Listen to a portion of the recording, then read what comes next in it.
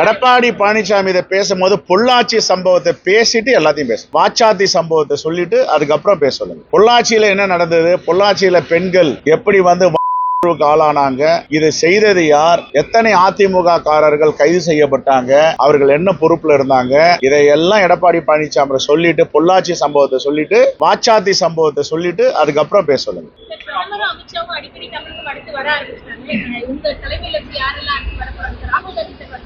மோடி அவர்களுக்கும் அமித்ஷாவுக்கும் பயம் இருக்கு.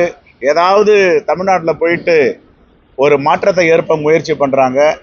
2 முறையில 4 முறையில 400 முறை வந்தாலும் அமித்ஷாவால் மோடியால் தமிழகத்தில் எந்தவித மாற்றத்தையும் ஏற்படுத்த முடியாது.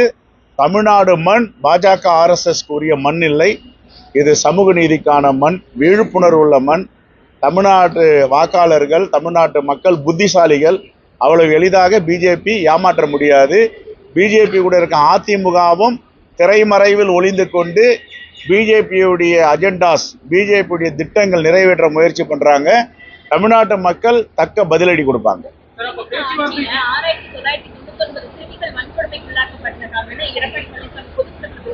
எதுமா என்ன சொல்றாரு?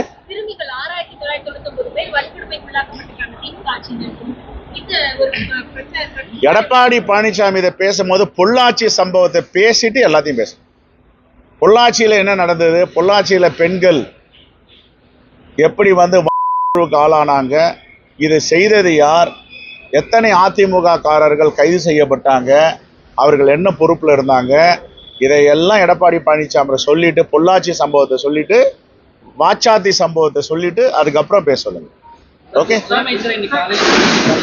அது தனிப்பட்ட முறையில்.